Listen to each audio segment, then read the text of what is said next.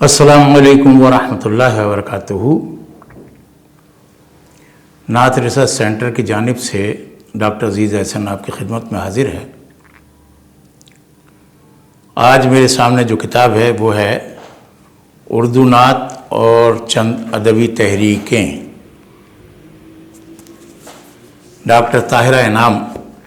اس کی مصنفہ ہیں۔ نعت کی تحقیق میں میری نظر سے خواتین کی اتنی سنجیدہ کتابیں نہیں گزریں جتنی سنجیدہ تحقیق اور تنقیدی شعور کے ساتھ لکھی ہوئی ڈاکٹر طاہرہ انعام کی کتابیں آئی ہیں۔ 2-3 کتابیں میں دیکھ چکا ہوں۔ یہ کتاب انہوں نے بڑے تحقیقی شعور کے ساتھ مطالعہ کیا، بنیادی تحریکات کا جو ادب میں جاری تھیں، ان تحریکوں کے اثرات، ان کے مقاصد، ان کے اسالیب کو پیش نظر رکھتے ہوئے نعت کی طرف جو لوگ آئے ہیں ان کے نعتیہ لہجے کو اور ان کے نعتیہ متن کو ان تحریکوں کے مقاصد کے ساتھ منسلک کر کے اس کا انسلاک انہوں نے پیش کیا، اور یہ بڑی بات ہے۔ یہ کتاب 2024 میں منصہ شعود پر آئی ہے۔ اس کو نعت ریسرچ سینٹر نے شائع کیا ہے۔ اس کے صفحات 176 ہیں۔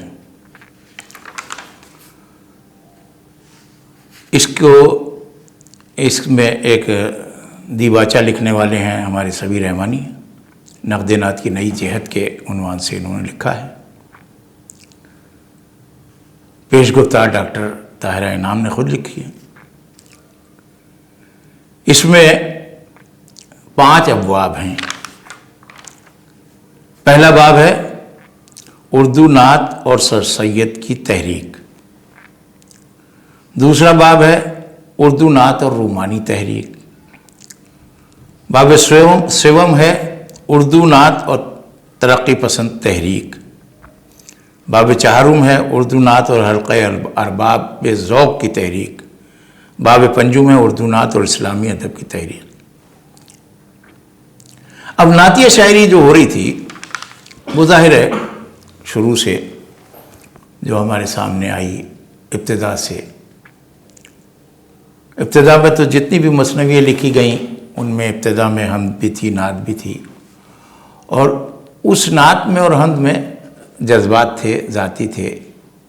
اور ایک رسم تھی جو ہر دیوان اگر چپتا تھا تو اس میں پہلے حمد ہوتی تھی، نعت ہوتی، پھر کسی کے منقبت بھی ہوتی تھی،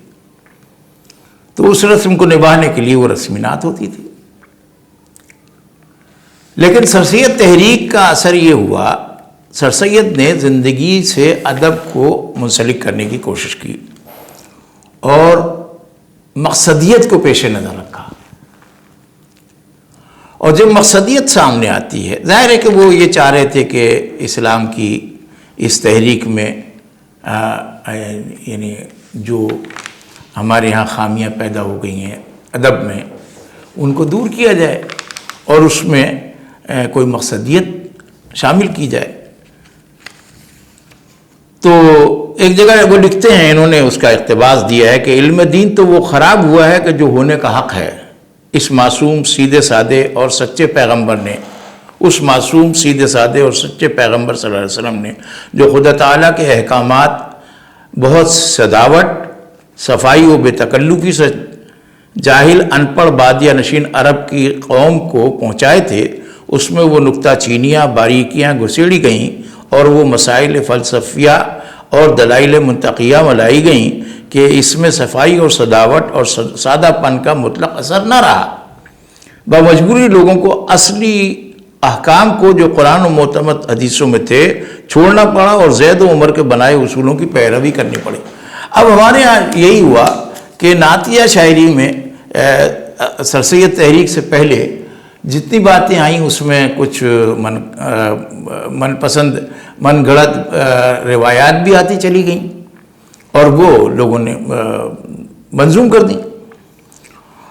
اور زیادہ تر جذباتی طور پہ حضور صلی اللہ علیہ وسلم کے جمال سوری پر گفتگو ہوتی رہی، آپ کی حسن و جمال اور آپ سے قلبی تعلق ظاہر ہوتا رہا، مدینے جاؤں اور پھر آؤں، مدینے پھر جاؤں، اس طریقے سے باتیں ہوتی رہی۔ لیکن جو مقصدیت تھی وہ، یا حضور صلی اللہ علیہ وسلم کی تعلیمات کے اثرات جو تھے، وہ پہلی بار سر سید تحریک کے زیر اثر حالی نے پیش کیا۔ وہ نبیوں میں رحمت لقب پانے والا، مرادیں غریبوں کی پر لانے والا، یہ مسدس پورا تعلیمات نبوی پر، تاریخ اسلام پر مبنی ہے، اور اس میں یہ نعتیہ اشعار بھی آئے، اور وہ وہی تھے کہ جس سے رسول اکرم صلی اللہ علیہ وسلم کی ذات اقدس سے عالم انسانیت کو فوائد پہنچے اور فیض رسانی کا سلسلہ رہا۔ تو یہ بڑی بات تھی۔ اس سے پہلے اچھا، اس میں کچھ ظاہر ہے کہ شروع میں بعض لوگوں نے اس پہلو کو جو حضور صلی اللہ علیہ وسلم کی بشری جہت تھی، اس کو بیان کرنے میں جب یہ حالی وغیرہ نے بیان کیا تو اس کو بعض لوگوں نے پسند نہیں کیا۔ حضور صلی اللہ علیہ وسلم کی نوری جہت پر بات کرو اور بشری جہت پر بات نہیں کرو، تو وہ بعض لوگوں نے پسند بھی، اس میں عسکری صاحب کو بھی ذرا سا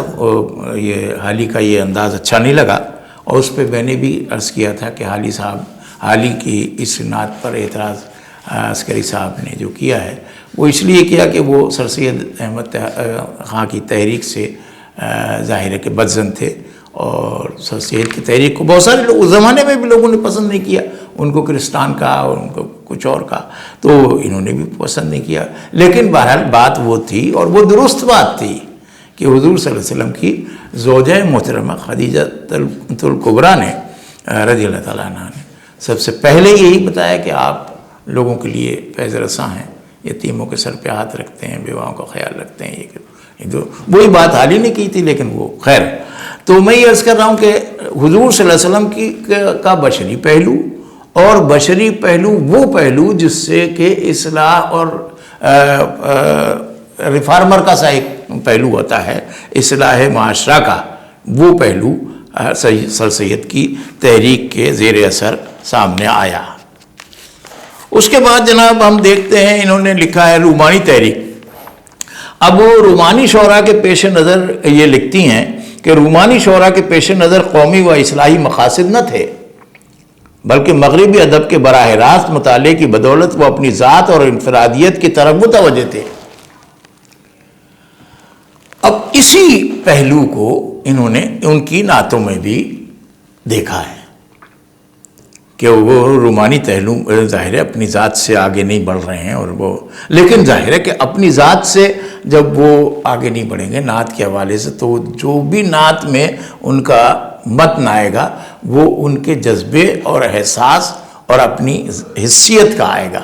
اس میں عصری حیثیت بھی آ جائے گی، اور وہ لیکن یہ کہ اس میں وہ مقصدیت یا وہ تبلیغی پہلو وہ نہیں تھا،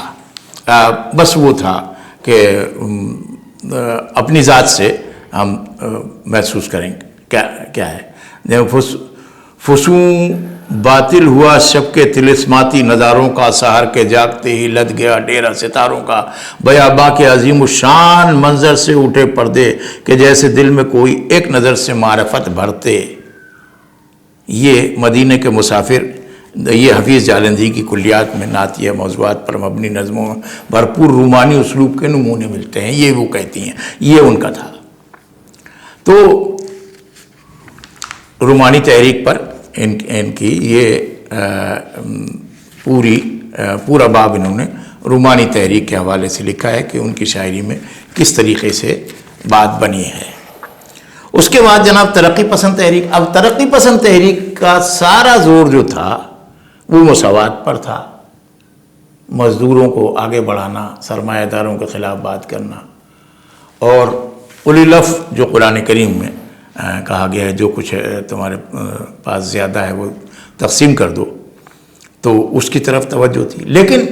شروع میں ترقی پسند تحریک کے جتنے بھی شعراء تھے وہ نعت سے گریزاں رہے، اس لیے کہ ان کے ہاں مولدانہ تصور زیادہ تھا، کیونکہ مارکس کے ہاں سب سے پہلا جو حملہ ہوا تھا وہ مذہب پہ ہوا تھا۔ انہوں نے کہا کہ مذہب جو ہے وہ برابری اور مساوات نہیں رہنے دیتا، یہاں پروہت آ جاتے ہیں، یہ ہوتا ہے وہ، تو اس کی وجہ، اور مذہب جو ہے وہ سرمایہ داری کو فروغ دیتا ہے،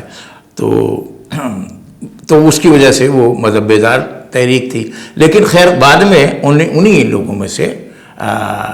نعت کہنے کے لیے آئے، تو انہوں نے بھی جو نعت کہی اس میں مساوات کا پہلو تھا، اور رسول اکرم صلی اللہ علیہ وسلم کی وہ تعلیم تھی جو سب کو برابر، یعنی جو